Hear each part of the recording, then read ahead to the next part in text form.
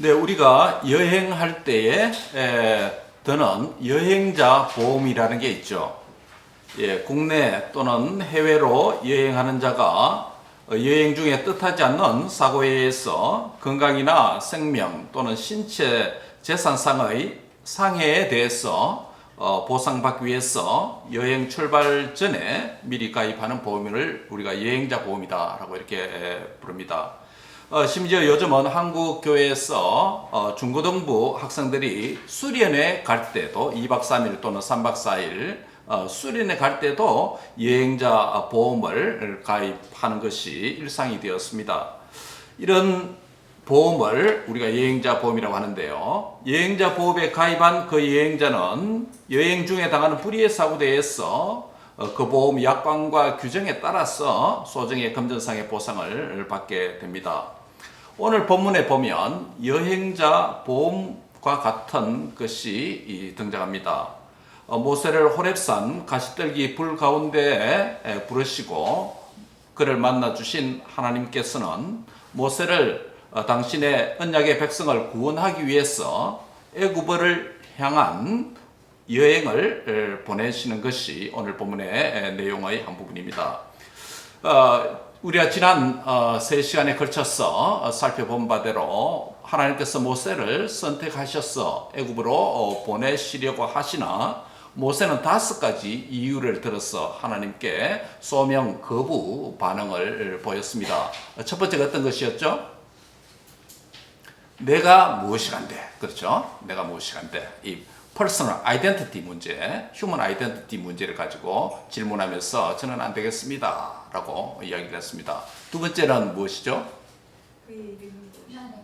예, 하나님, 나를 보내시는 하나님 당신의 이름이 뭐라고 말하면 내가 어떻게 대답해야 됩니까? 라고 하나님의 정체성, 디바인 아이덴티티 문제, 신적인 정체성 문제에 대해서 질문을 받았을 때 하나님은 또 증거를 주셨습니다. 세 번째 질문은 무엇이었죠?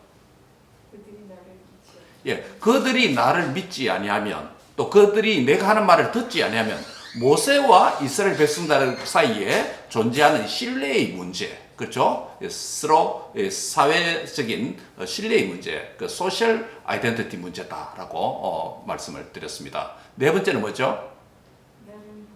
예, 나는 본래 말을 잘하지 못합니다. 입이 뻣뻣합니다. 라는 것은 이 퍼스널 퀄리티, 자신의 이 자질 문제, 스피커로서 자질 문제에 대해서 거부 반응을 보이면서 저는 안 되겠습니다. 라고 거부했습니다. 여기에 대한 증거도 하나님께서 증거를 주셨습니다. 그 다음 마지막에 뭐죠? 예.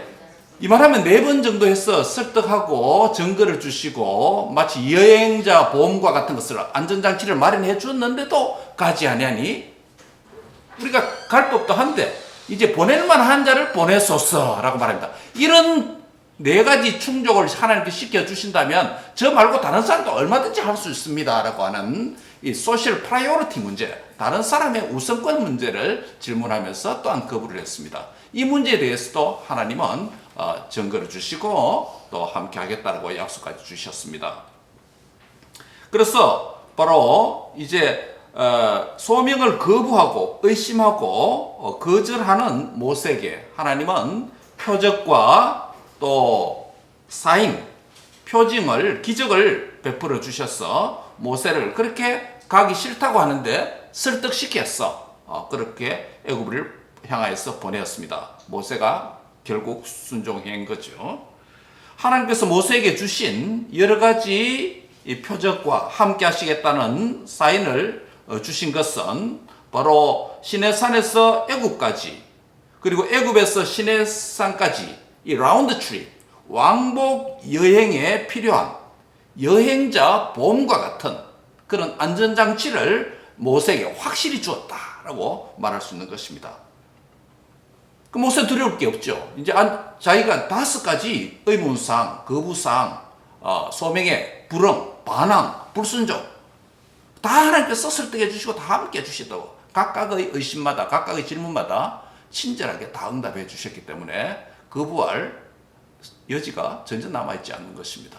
그러므로 이제 애굽을 향한 모세의 여정, 또 애굽에서 다시 나와서 가나안을 향한 여정, 이 왕복 여행에 하나님께서 마련해 주신 여행자 보험 안전장치를 받아서 이제 애굽을 향한 여정에 오른 것입니다. 그런데 오늘 본문 보면 모세 가족들, 모세 일행의 애굽을 향한 그 여정에서 모세를 불러서 애굽으로 보내신 바로 그 하나님이 갑자기 모세의 대적자로 변하여서 모세가 묵고 있는 그 숙소에서, 요즘 말하면 모텔에서 모세를 죽이려고 하신다라는 장면이 오늘 본문 24절에 기록되어져 있습니다. 여러분, 이게 어떻게 된 일입니까? 이 본문이 이해갑니까? 하나님께서 갑자기 정신분열증을 일으킨 것이 아닐까요? 하나님께서 어떤 심적인 변화가 일어난 것도 아닙니까? 가기 싫다고 하는 모세를 그것도 5번씩이나 아이덴티티 문제, 또 뭡니까 퀄리티 문제, 여러 이유를 가지고 반항하고 했는데 5번씩이나 하나님께서 그렇게 설득해서 안전장치까지 마련해 줘 놓고 드디어 가겠다고 하고 가는 중인데 한날 밤 모세가 묵고 있는 숙소에 갑자기 하나님께서 나타나셔서 모세를 지금 죽이려고 한다는 것이에요. 그게 오늘 본문의 내용의 한 부분입니다. 그래서 모세는 지금 하나님 앞에서 살인의 위협을 받고 있습니다. 살인의 위협을 받고 있습니다. 하나님의 명령에 순종해서 가는 여정 위에 그것을 방해하는 대적이 사탄도 아니고 또 하나님을 믿지 않는 불신자도 아니고 모세를 부르시고 하나님 자기 백성을 위해서 애굽으로 당신께서 보내셨는데 그 일에 이제 억지로라도 이제 설득되어서 순종해서 가는데 왜 갑자기 나타나서 모세의 길을 방해하고 죽이려고 한다는 것입니까? 24절에 한번 보세요. 제 말이 거짓말입니까? 모세가 길을 가다가 숙소에 있을 때에 여호와께서 모세를 만나사 그를 뭐하려 하신다? 예, 죽이려 하신다.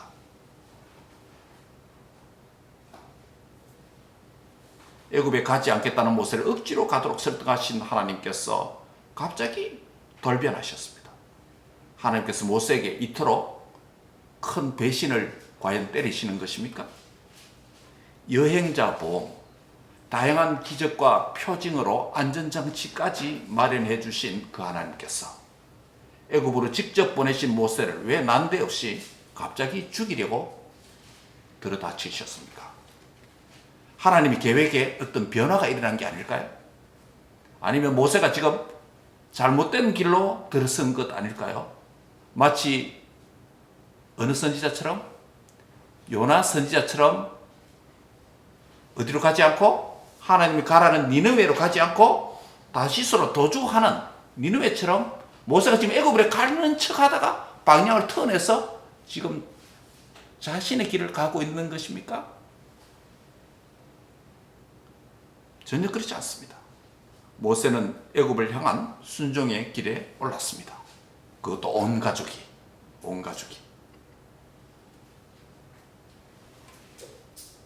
본문에 기록된 정황을 관찰할 때 확실한 것은 모세가 다른 길이나 심적인 변화나 반대 길로 도주하거나 회피한 것이 전혀 아닙니다.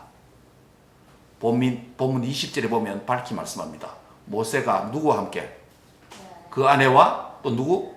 아들들. 온 가족입니다. 야, 너는 어리니까 막 여기 머물러라. 너는 앞으로 학교도 가야 되니까 너는 여기서 살아라. 아닙니다. 하나님 부르신 여정에 온 가족이 같이 움직이고 있습니다. 애굽으로 돌아가고 있습니다. 그는 도주나 회피의 여정이 있는 것이 아니라 하나님의 말씀대로 정확하게 애굽을 향한 순종의 길에 올랐었습니다. 하나님께서 맡겨주신 사명의 길 위에 있습니다. 그런데 왜 이런 일이 모세에게 이해될 수 없는 이런 일이 일어났을까요?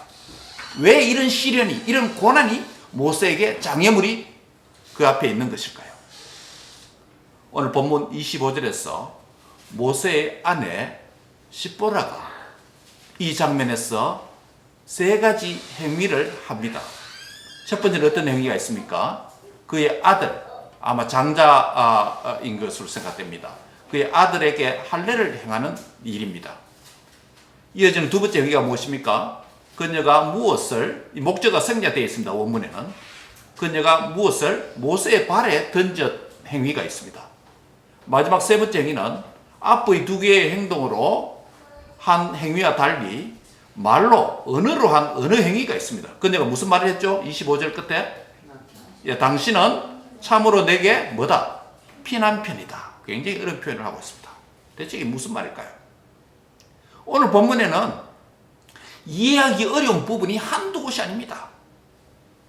제가 오늘 우리 어린아이도 있고 또 우리 방문한 친구들도 있고 해서 쉽게 말씀을 전하려고 했는데 마침 우리 순서 따라 하다 보니까 구약성경에서 가장 어려운 본문에 오늘 도착했습니다.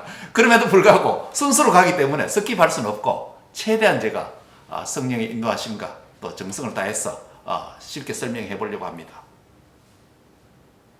십보라가 행한 세 가지 행위가 있습니다. 다시 말씀드리면 그의 아들이 할례를 행했다. 두 번째는 모세의 발에 무엇을 던졌다. 십보라의 세 번째 행위는 말로 한 언어 행위. 당신은 참으로 내게 피난편이다 라고 하는 행위입니다. 이런 어려움에도 불구하고 이런 난제가 많음에도 불구하고 몇 가지 분명한 사실들이 있습니다.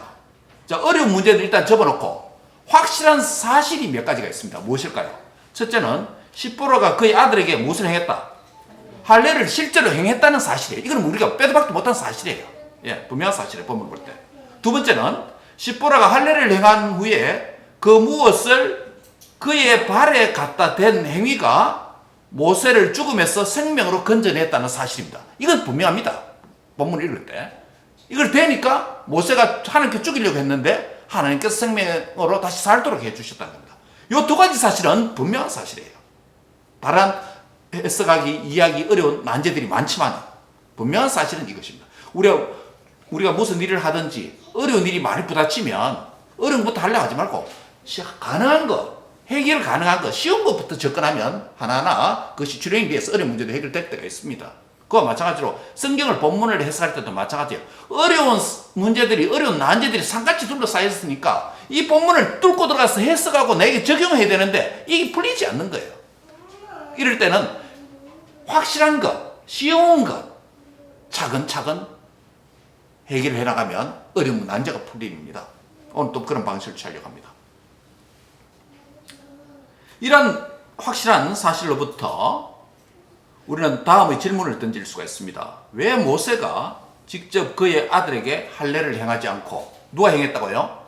예, 모세의 아내이며 그 아이들의 엄마가 왜 아들의 할례를 행했을까요? 아빠가 안 하고, 아빠의 모세가 안 하고. 이게 의문이 드는 것이에요. 그 다음에 바로 그 이유를 볼 때 그 이유는 무엇이냐면 모세가 아들에게 할례를 행할 만한 어떤 자격에 미달되었다라는 뉘앙스를 줍니다.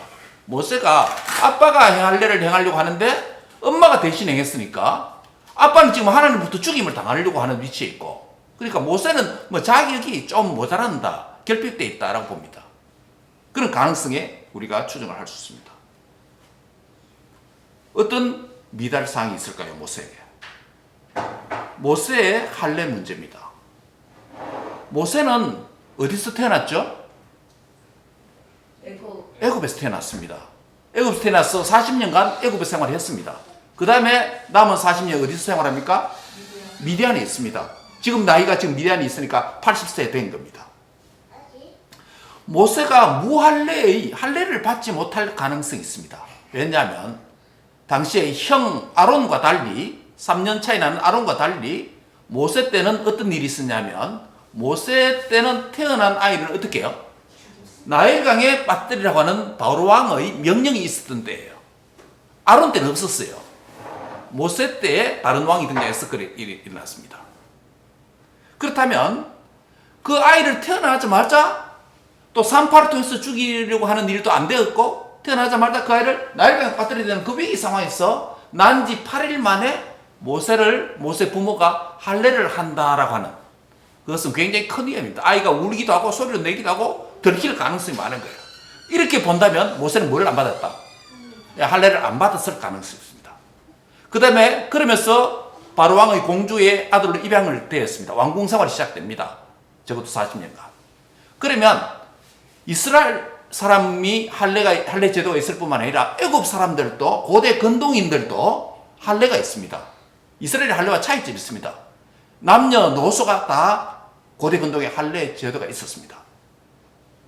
애굽에도 할례 제도가 있습니다. 요즘도 보면 여러분 신문에 그 종종 우리 미국 신문에 뉴스에 보면 아프리칸 칸츄리에서 온 이민자들의 가족들이 10대 청소년이 되기 전에 자기의 본국으로 보내서 무엇을 받게 합니까? 처녀로서의 여성 할례를 받도록 합니다. 그 이슬람 전통 안에 있습니다. 이런 잔재들이 오늘까지 이어집니다. 현대사까지 이 밝은 21세기까지 이어지고 있어요. 그래서 우리가 미국에서 인권 문제로 많이 뉴스에 보도되기도 합니다. 그러면 안 된다고 합니다. 이와 같이 이스라엘의 아브라함부터 시작된 난지 8일 만에 남자아이에게 할례를 주는 시스템이 있었을 뿐만 아니라 고대 근동에 많은 나라들, 특별히 애국 제국에도 할례가 있습니다. 근데 이스라엘의 할례와 애굽의 할례와는 차이점이 있습니다. 이스라엘은 며칠 만에? 난지 8일 만에 할례를 받습니다. 누구만? 남자아이만 받습니다. 애굽의 할례는 난지 8일 만에 받는 게 아니고 성인이 되었을 때 성인의 의식으로서 여러분들 요즘도 뭡니까? 탐방 해외 이런 TV 방송 이런 걸 보면 성인식을 아주 독특하게 하는 아프리카 칸츄리나 동남아시아 이런 걸 보게 됩니다. 그렇죠? 예. 바로 애굽에서 이 할례는 성인식의 일례로서 할례를 행하게 되었습니다. 그것도 이 살을 커팅하는 방식에 있어서 다르게 하는 것이 애굽의 할례 제도였습니다. 요약을 하면 모세가 할례를 난지 8일 만에 받지 못했다. 정황이 당시 어려워서 할례를 못 받은 무할례자였던지, 또 하나의 가능성은 그가 받았다면 로얄 패밀리로 왕궁에서 자랐기 때문에 애굽의 문화에 익숙했기 때문에 그런 자로 길러졌기 때문에 애굽에서 애굽식 할례를 받았을 가능성이 있습니다. 즉 성인이 될 때에 성인 의식으로서 애굽 할례를 받았을 가능성이 있습니다. 그런데 성경에서는 애굽식 할례이든지 할례를 받지 못한 무할례자이든지 이것을 무엇으로 여기냐면 아주 수치다. 특별히 애굽식 할례를 수치라고 여겼습니다. 여호수아 5장 2절에서 12절의 말씀을 보면 광야에서 이스라엘 백성들이 애굽에서 출애굽해서 광야에 나왔죠. 믿음 없는 세대가 어디서 다 죽습니까? 광야에서 다 죽습니다. 누가 생존합니까? 믿음까지는 누구요? 여호수아 갈렙만 믿음으로 살았기 때문에 그들은 가나안 땅 들어가게 됩니다. 그리고 광야에서 태어난 젊은 세대가 역시 가나안 땅에 들어갑니다. 그 가나안 땅에 들어가는 첫 관문에서 여호수아가 할례를 행합니다. 집단적으로. 그때 뭐라고 말했냐면 애굽의 수치를 굴러가게 하였다. 따라합니다. 애굽의 수치를 굴러가게 하였다. 예. 그 이름을 히브리어로 말하면 길갈이라는 뜻이에요. 길갈이라는 단어가 애굽의 수치를 물러가겠다. 이 길갈이라는 단어, 애굽의 수치를 물러가겠다는 뜻을 가진 길갈이라는 단어가 왜 생겼냐면 애굽에서 무할례자, 이스라엘에서 노예를 했을 때 무할례자, 그리고 또 애굽에서 할례를 받았다면 애굽식 할례를 받았을 가능성이 있고, 그러나 이 성인 세대들은 다 죽고 광야에서 태어난 세대들이 할례를 받지 못했고 애굽식 전통 아래 40년간 노예 생활을 했기 때문에 400년간 노예 생활을 했기 때문에 애굽식 할례를 받았을 가능성이 많습니다. 했다면 무할례이거나 애굽식 할례를 했던 자이거나. 그래서 여호수아 5장 2절에서 12절 본문에 보면 여호수아가 집단적으로 광야에서 태어난 그 세대들을 뭐를 행합니까? 집단적으로 할례를 행합니다. 무슨 할례를? 이스라엘 할례를, 하나님이 명하신 그 할례를 행합니다. 그렇기 때문에 이 할례를 행한 이후에 한 말이 뭐냐면 애굽의 수치가 물러갔다. 이제는 애굽의 그 애굽식 할례의 방식에 젖어 있던 그 수치가 사라졌다. 하나님의 말씀에 순종하는 언약의 배성의 외적인 표징으로서 사인이 되는 그 할례를 다 받도록 했다. 이제 우리가 명령가 회복됐다 라고 하면서 길갈하라고 이르는 그 지명을, 길갈이라는 이름을 붙이게 된 것입니다. 그럼 정리 이렇게 할 수 있습니다. 할례를 안 받았던 무할례이거나 받았다면 애굽식 할례를 받았다면 그 애굽식 할례가 하나님 앞에 선하다 나쁘다? 선하다 나쁘다? 안 나쁜 거예요. 그래서 바로 하나님께서 애굽으로 가는 누구에게? 모세에게 나타나셔서 숙소에서 모세를 죽이려 한다 라는 이유를 찾을 수 있습니다. 모세의 할례에 대한 부적격이거나 또 불완전함 때문에 애굽을 향한 길에서 숙소에서 라징 플레이스에서 하나님은 모세를 죽이려고 하고 있습니다. 할례가 대체 무엇이기에 자기가 보낸 자기 백성들을 구원하기 위해서 가는 순종해서 가는 종을 죽이려고 하는 것일까요?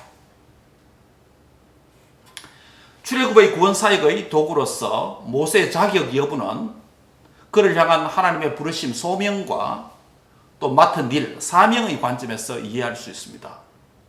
여러분, 소명에는 들어보셨죠? 소명에는 어떤 소명과 어떤 소명이 있습니까? 소명에는 하나님 우리 성도를 보내듯이 또 주의 일꾼을 부르실 때 소명에는 어떤 소명이 있다고 말합니까?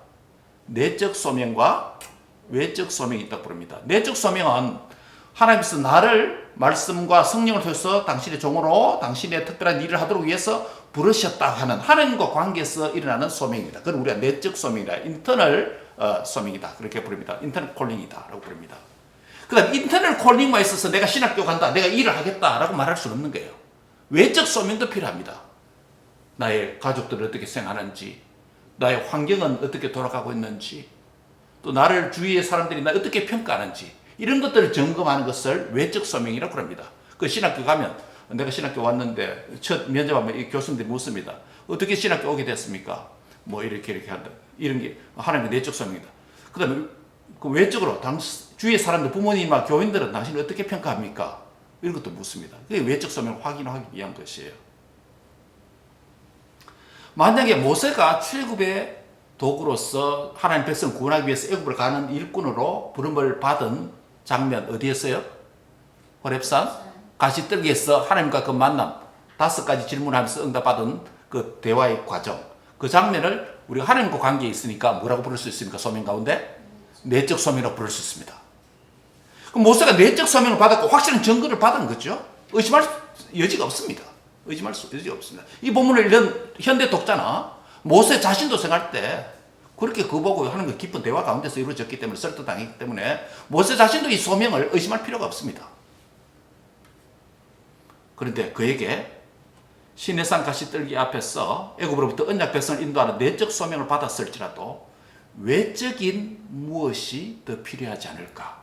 즉 소명의 관점, 특별히 외적 소명의 관점에서 이 본문을 제가 해석하려고 하는 것입니다. 이 문제 해결을 위해서 우리는 한 구절을 봐야 됩니다. 창세기 17장 14절 한번 보세요. 창세기 17장 14절 같이 읽습니다. 창세기 17장 14절 찾으셨나요? 천천히 읽읍시다. 시작.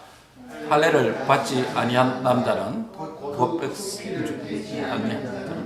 백성 중에서 끊어지리니 그가 내 언약을 베풀리라. 애굽식 할례는 성인의 의식을 위한 절차라면 이스라엘이 하나님께서 정해준, 아브라함 때 정해준 이 할례는 굉장히 중요한 의미가 있습니다. 할례를 받지 않은 백성은 어떻게 됩니까? 하나님의 백성의 캐테고리 안에서 어떻게 끊어진다는 거예요. 단절이에요. 시민권 박탈이에요. 정체성이 없어지는 것입니다. 왜냐하면 그것을 하나님 뭐로 여기기 때문에 하나님과의 언약을 배반하는 자로 여깁니다. 이교자로 여긴다는 거예요. 이방인을 여긴다는 것이에요. 이 본문이 오늘 본문을 해석하는 하나의 해석학적인 빛이 될 수 있습니다. 무할례는 곧 하나님 할례를 받지 않는 무할례는 언약의 하나님 백성에서 뭐가 된다? 제외되고 단절된다는 사실이에요. 하나님의 언약을 배반한 자로 하나님 앞에 드러나게 된다는 것입니다. 구약시대의 할례는 하나님의 백성에 대한 외적인 표시였습니다. 언약의 외적 표징입니다. 이것이 없다면 외적으로 모세도 뭐가 아니다. 하나님 백성이 아닌 것입니다. 모세도 언약의 배반자가 되는 것입니다. 이런 자가 어떻게 하나님의 언약의 백성을 구원할 수 있는 도구로 보냄을 받을 수 있고 사용될 수 있다는 것입니까? 즉 내적 소명을 시내산에서 받을지라도 외적인 뭐가 아직 남았다라는 뉘앙스를 우리가 추정하게 됩니다. 모세가 그의 아들 아마 장자라고 생각됩니다. 어떤 이유로 아들도 할례를 행하지 않았는지 모릅니다. 지난 40년간 미디안에서 생활하면서 미디안 문화에 젖어서 못했는지, 무슨 이유 때문인지 모릅니다. 나도 안 했는데 내 아들이 어떻게 했느냐, 이런 생각을 가졌는지, 자조적인 생각 때문에 했는지 그 이유는 알 수 없습니다. 분명한 사실은 아들도 할례를 안 받았다는 사실이에요. 모세의 아내 시보라는 하나님께서 모세를 죽이려고 하는 이유가 뭐로 인식했습니까? 그녀의 가족 중 남자들의 할례 문제 때문이라는 것을 인식하게 됩니다. 그런 법은 없지만 법은 정해보면 누구든지 그렇게 이해할 수 있습니다. 우리 가족의 남자들의 할례 문제 때문에 하나님께서 죽이려 하신다. 이걸 빨리 캐치하게 된 겁니다.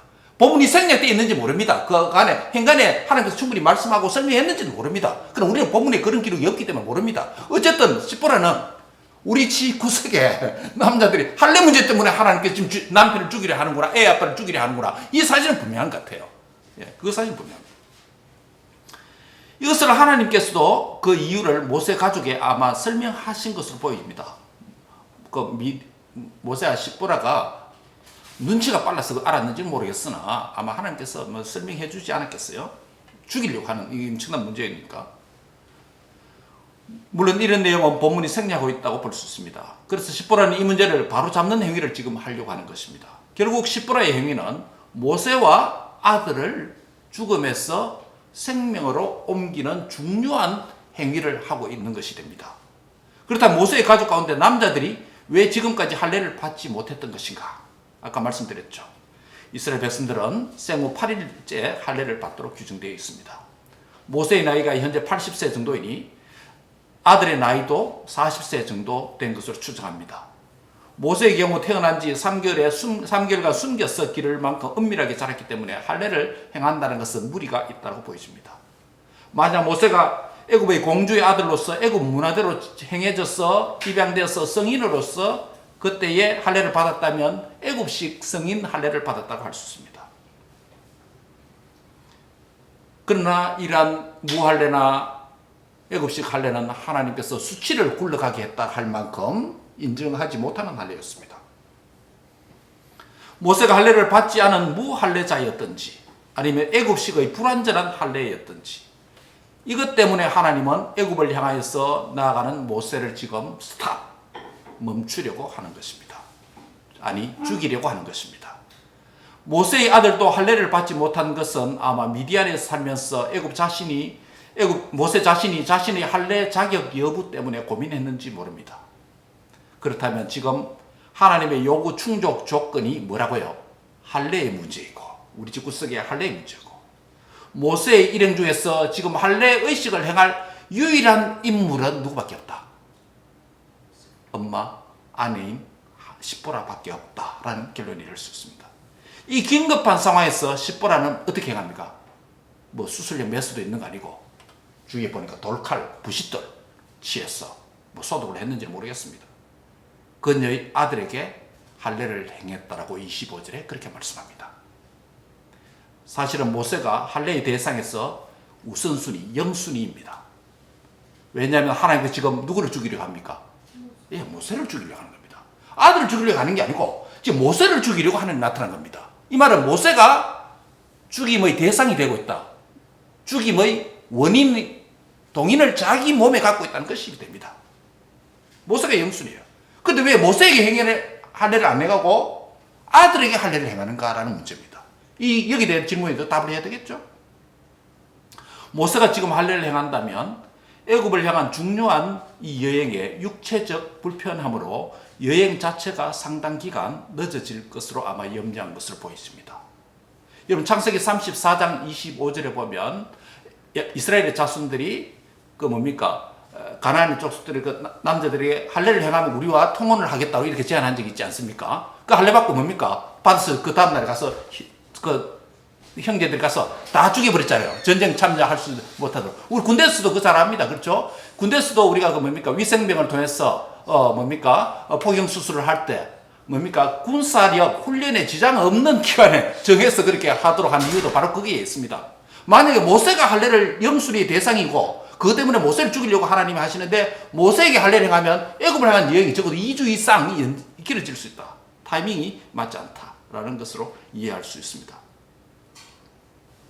그런데 모세가 할례의 영순이고 할례를 무할례자이거나 애굽식의 성인 할례 수치를 갖고 있는 할례였다면 모세에게 할례를 줘야 되는데 왜 아들에게 했나? 그 이유는 바로 그 때문이고, 그러면 아들이 할례를 행했다면 모세를 죽이려 하는 모세의 부적격, 할례의 부적격 문제를 어떻게 해결하려고 하는가? 그 문제가 지금 다음에 이어지고 있습니다. 그래서 시보라는 아들에게 행한 그 할례의 효과의 의미를 누구에게? 남편 모세에게 전가시키려고 하는 어떤 행동을 취합니다. 상징적 행위를 취합니다. 그것이 무엇입니까? 모세를 향한 하나님의 요구 충족을 시키는 것인데, 아들에게 할례를 행한 이후에 목적은 생략되어 있습니다. 오늘 본문에 히브리 원문을 보면요, 할례를 행한 이후에 그것을 어디에다가? 모세의 다리에다가 터치했다라고 기록되어져 있습니다. 그의 발에 터치했습니다. 25절에. 여기서 발, 히브리어로 레겔이라고 하는 이 단어는 어떤 의미가 있냐면 다리 또는 발, 소변이라고 하는 오줌, 소변이라는 의미도 있습니다. 히브리어 이 단어는 발이라는 의미, 다리라는 의미 외에도 소변이라는 의미도 있는데, 실제로 열왕기 하 18장 27절이나 또 다른 한 곳에 보면 이 단어가 소변으로 사용된 실제적인 용례도 있습니다. 그래서 여기에서 사용된 발, 다리라고 하는 신체 부위는 소변으로 해석될 수 있듯이 다른 본문에도 소변이 나오는 신체 부위라고 해석할 수 있습니다. 즉 남성의 할례 부위다라고 말할 수 있습니다. 이것은 발이나 다리 그 자체보다도 남성의 할례 부분이 되는 생식기가 있는 장소를 가리키는 완곡한 표현으로, 이 페미니즘, 완곡한 표현으로 그렇게 표현했다고 할 수 있습니다.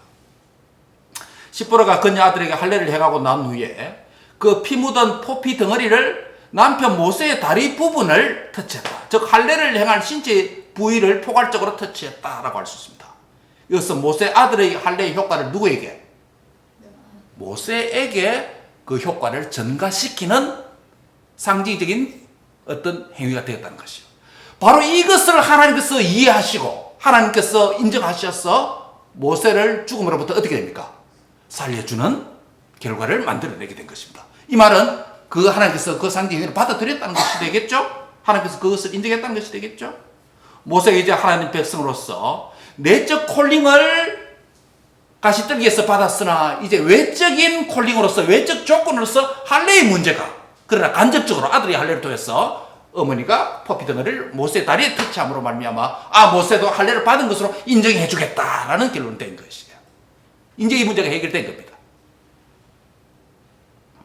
그래서 여호수아 5장 2절을 이야기했던 것은 애굽의 수치가 모세에게로부터도 물러갔다고 할 수 있는 것입니다. 이제 애굽에 있는 하나님의 백성을 구원할 내적 소명뿐만 아니라 뭐도 갖추었다? 모세가. 외적 소명인 할례의 문제도 해결되었다라고 할 수 있는 것입니다.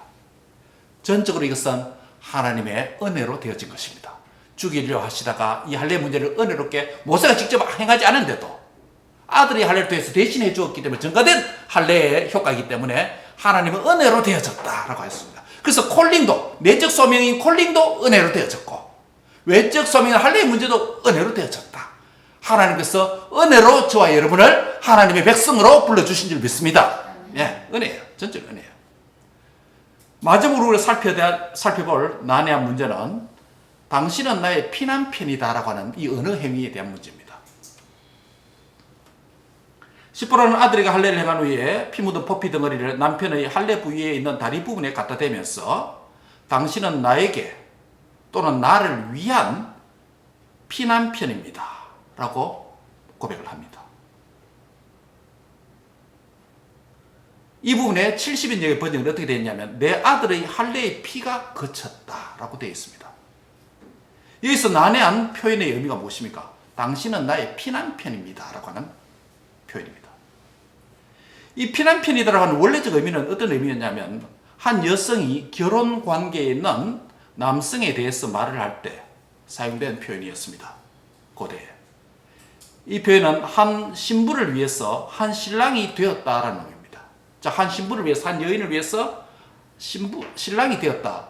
그런 관계, 약혼 관계 있을 때 당신은 나의 피난편입니다 라고 하는 당시 사회적 표현이었습니다. 하지만 현재 모세 아내가 모세를 향하여서 당신은 나의 피난편이라고 말할 때 결혼 전이나 신혼부부의 상황이 아닙니다. 모세와 시보라가 결혼한 상태이고 그것도 아들이니 둘씩이나 있는 상황입니다. 80이나 된 노인이에요. 그럼에도 왜 당신은 나의 피난편이라고 불렀습니까? 신혼부부나 약혼자에게 부를 수 있는 그 용어를 왜 사용했을까요? 하나님께서 누구를 죽이려고 합니까? 예. 죽음의 대상이었던 남편이 이 할례를 통해서 죽음에서 벗어나서 어떻게? 남편이 새로 살았다. 새 생명을 하나님을 부여받았다. 마치 피난편과 같은 결혼을 시작하는 신혼부부처럼 새 신랑으로서의 시보라의 남편이 되었다라는 의미로서 당신은 나의 피난편이군요 라고 말하게 된 것입니다. 그래서 아내가 모세에게 당신은 나의 피난편이다 라고 말한 것입니다. 그래서 시보라의 남편 모세는 그 상징적 터치 행위로 할례를 받은 것과 같은 효과가 나타났습니다. 하나님께서 그렇게 인정해 주시고 여겨주시고 그를 죽음에서 놓아주신 것입니다. 시보라가 아들에게 먼저 할례를 행하고 그 피 묻은 포피를 모세의 다리에 한 부분에 터치했을 때 바로 그때 어떤 일이 났습니까? 26절에 같이 읽습니다. 26절 시작. 여호와께서 그를 놓아주시니라. 그때 시보라가 피난편이라 할례 때문이었더라. 예, 그를 놓아주셨다. 그가 누구예요? 예, 모세를 놓아줬다는 거예요.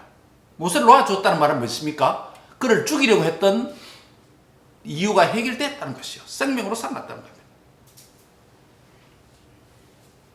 굉장히 아이러니컬한 문제도 있습니다. 이 대에다 터치해서 살아났죠. 모세 하나가 아들의 할례를 모세에 터치했을 때 모세가 살아나고 모세를 통해서 애국 백성들이 살아납니다. 직전 사건에서 이 같은 단어가 어디에서 사용되냐면 어린 양의 피를 어디에 바릅니까? 이스라엘 백성들이 애국에서 나중에 문설주와 문인방에 바릅니다. 그때 바르다 대다 했을 때 이스라엘 백성들이 죽을 자리에서 어떻게 됩니까? 패스오버, 죽음의 사자가 넘어갑니다. 같은 단어 씁니다. 굉장히 흥미롭죠. 모세 다리에 포피 덩어리를 터치해다 대했다라고 했을 때 모세 다리에 피가 묻었겠죠. 하나님은 그것으로 모세를 살려줍니다. 모세를 통해서 애국 백성의 종로를 한 노예를 해방시켜 살려냅니다.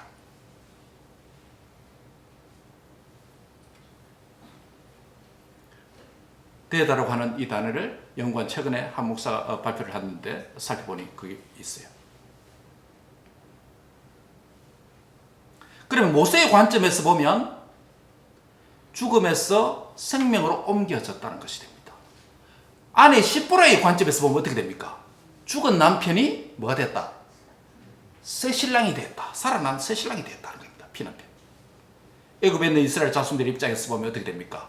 이스라엘은 언약 안에서 하나님의 뭡니까? 하나님의 신부예요. 하나님은 이스라엘의 뭐예요? 신랑입니다. 하나님의 신부인 이스라엘을 애굽에서 건져내기 위해서 신랑이신 여호와께서 모세를 보내어서 그들을 불러내어서 광야에서 신에서 언약을 통해서 하나님과 부부관계가 되는 것입니다. 이걸 위해서 모세를 보내시고 모세를 죽이시려 가다가 살려내는 이 사건이 오늘 본문 안에 있는 것입니다. 자, 이렇게 하면 우리는 이 본문이 24절에서 26절까지입니까? 이 어려운 난제, 구약성에서 가장 어려운 해석하기 난제, 이 문제가 해결됐다. 의미론적으로 다 이해됐습니다. 이해했죠? 그럼 여기서 끝나면 안 됩니다. 이걸 이해하고 난 뒤에 오늘 21세기 살아가고 있는 현대 그리스도인에게는 어떤 교훈을 주고 어떤 의미가 있고 우리 삶에 어떻게 적용할 것인가, 이게 남았습니다. 여기까지는 구약 이스라엘의 회당에서도 할 수 있는 겁니다. 신약 성도는 달라요. 신약 성도는 교회는 그리스도를 메시아로 믿는 자이기 때문에 우리는 여기서 한 단계 더 나아가야 됩니다. 여기까지부터 가면 구약만 해석한 뭐다? 유대인의 회당에서 하는 설교밖에 되지 않습니다. 유대인들은 아직도 예수님을 메시아로 믿지 않습니다. 아직도 메시아가 와야 된다고 기다리는 사람들입니다. 우리는 예수님을 나의 뭐다? 메시아라고 믿는 자들입니다. 그게 신약 교회입니다. 그러면 이 다음 단계로 우리가 나아가야 됩니다. 그게 뭐냐면 따라합니다. 예수님은 나의 피난편입니다. 피난편이다. 왜 그럴까요? 우리 예수님도 애국과 같은 죄와 사망과 사탄의 권세에서 사로잡힌 저와 여러분을 구원해 주시기 위해서 이 땅에 오셨을 때 하나님의 진노로 마치 모세가 죽임을 당하는 이 호텔 살인범으로 나타나서 거룩한 살인자로 하나님께서 모세를 죽이려고 하듯이 예수님께서 이 땅에 오셔서 하나님의 진노로 죽음을 직면했습니다. 예수님은 모세처럼 내적 외적 소명이 부족해서 그런 것이 아니죠. 무엇 때문입니까? 저와 여러분의 죄짐을 그분께서 담당하셨기 때문에 하나님의 진노를 그 몸에 안으신 것이죠. 그분께서 담당하신 우리의 죄악 때문에 하나님의 진노를 받으시고 죽음을 당하셨습니다. 그리고 죽음만 있었다면 사망의 그늘에 앉은 우리에게는 애굽의 노예 생활한 노예들처럼 아무런 소망이 없었으나 주께서 죽음에서 그를 살리심으로 우리의 새 신랑 피난편이 되도록 만들어 주셨습니다. 할렐루야. 따라합니다. 예수님은 나의 피난편입니다. 예. 예수님은 사흘 만에 다시 사심으로 새 언약의 구주가 되어 주셨습니다. 모세가 애굽에 있는 이스라엘 자손을 끌어내었듯이 예수님께서 우리를 사망에서 끌어내어 생명의 주가 되신 것입니다. 우리는 믿음의 세례를 통해서 예수님의 신부인 교회가 되었습니다. 우리는 예수님을 신랑으로 모시고 신랑이신 예수님과 하나된 연합된 자가 되었습니다. 예수님께서 우리를 자신의 거룩한 신부가 되시려고 피 흘려서 새 언약의 주가 되어 주셨기 때문에 예수님은 저와 여러분의 피난편인 줄 믿습니다. 말씀을 정리합니다. 모세는 시내산 가시떨기에 거룩한 임재 앞에서 출애굽을 위한 도구로서 하나님의 소명을 받았습니다. 그 과정에서 5차례나 소명을 거부했습니다. Human Identity, Divine Identity, Social Identity, Personal Quality, Social Priority 5가지 문제에 대한 질문을 제기했습니다. 그때마다 하나님은 모세의 말문을 닫아버릴 정도로 확실한 사인과 기적을 베풀어서 여행자 보험과 같은 안전장치를 확고하게 마련해 주셨습니다. 그러나 이것은 소명의 관점에서 보면 무슨 소명이다? 내적인 소명이라면 애굽으로 가는 여정에서 숙소에서 모세를 죽이려고 하나님께서 돌변하여서 달려드시는 이 모습은 외적으로 무엇을 완비할 부분이 남아있다. 즉 외적 소명의 관점에서 이해할 수 있습니다. 하나님은 거룩한 살인자로서 디바인 킬러로서 모세의 대적자로서 거룩한 에너미, 홀리 에너미로서 나타났습니다. 그것은 바로 모세 개인의 할례 문제였습니다. 이 할례 문제를 십보라가 아들의 할례를 통해서 그 피뭉치를 모세의 다리에 터치하게 되니 그 할례의 효과가 증거되므로 모세가 외적인 퀄리티까지 마련하는 것으로 하나님은 받아주셨습니다. 이 본문을 오늘 우리에게 어떻게 적용할까요? 예수님이 나의 피난편이라고 신약적 메시지를 우리가 이 시간 받는다면 저와 여러분의 삶 속에서 어떻게 적용할까요? 첫 번째는 믿음과 행함의 문제에 대해서 적용할 수 있습니다. 기독교 신앙은 고백의 신앙입니다. 예수님에 대한 신앙 고백을 함으로 예수님을 영접합니다. 이러한 신앙 고백은 내적 신앙이다라고 말할 수 있습니다. 내적 신앙은 주님과 개인적이고 퍼스널하고 또 주관적인 관계입니다. 이것을 우리가 무엇이라고 부릅니까? 믿음, 신뢰라고 부릅니다. 그러나 기독교 신앙은 믿음, 신뢰, 고백, 내적 고백이 있을 뿐만 아니라 표현하는 신앙이 되어야 됩니다. 우리 한국 교회 그리스도인들이 표현하는 신앙에 약합니다. 왜냐고요? 이 캐릭터 자체가 그런 것 같아요. 캐릭터 자체가 그런 것 같아요. 내면화되어서 이렇게 하면 되지 뭐. 이 정도면 되지. 그러나 믿는 바 신앙을 삶과 행위와 언어를 통해서 전인격적으로 표현하는 것입니다. 그래서 너희는 세상의 뭐다? 빛이다, 소금이다. 교회 안의 빛과 소금이 아니라 세상에서 빛과 소금으로서 실제로 살아내는 그 삶이 필요하다. 그것이 뭐냐면 행함의 문제다라고 할 수 있습니다.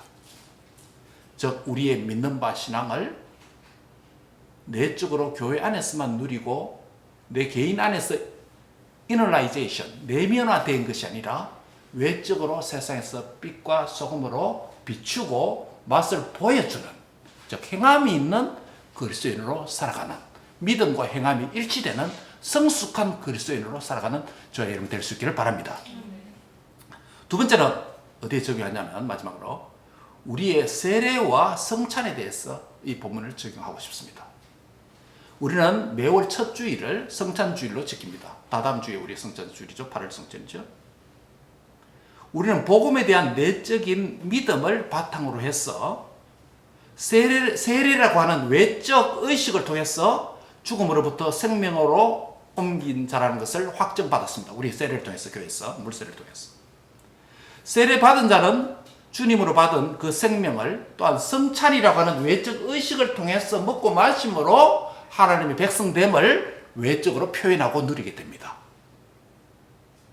이 행위는 미래에 있을 어린 양의 혼인잔치에서 우리의 피난편 대신 그리스도와 함께 영원한 하늘나라에서 어린 양의 혼인잔치에서 먹고 마시는 것을 앞당겨서 지상에서 교회를 통해서 성찬을 통해서 피난편 대신 그리스도와 연합된 풍성한 부부관계를 누릴 수 있는 것이 바로 성찬입니다.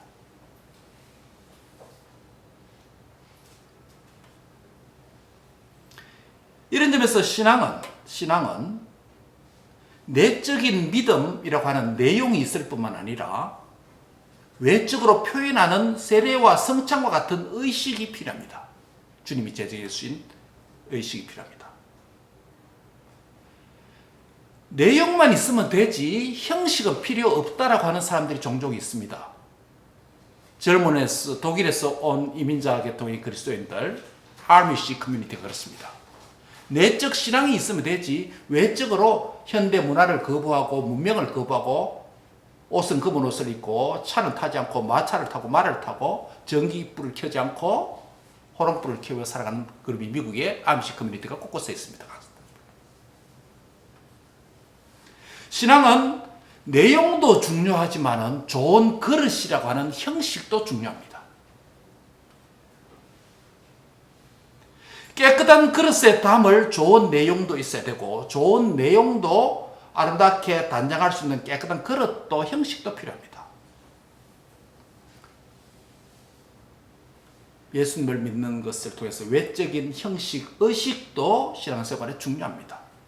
주님이 제정해 주신 성만찬과 세례라고 하는 이 의식을 통해서 그리스도의 됨과 그리스도로서의 삶을 누리는 방편의 은혜로서 세례와 성찬을 우리에게 선물로 주신 것입니다. 사랑하는 성도 여러분, 우리 주 예수께서 제정하신 교회의 두 성례 가운데 바로 세례와 성찬이 있는데 외적 의식인 이 성찬 예식과 우리는 이미 세례를 다 받았고 성찬을 통해서 주님의 떡과 잔을 먹고 마심으로써 이 땅에서 하늘에 속한 그리스도의 피신부의 피신랑에 신부된 교회로서 연합된 삶을, 하나된 삶을 성찬을 먹고 마심을 통해서 늘 풍성하게 누리는 그런 성찬의 은혜가 여러분의 예배 생활에 풍성하게 있기를 주의 이름으로 축복합니다. 기도하겠습니다.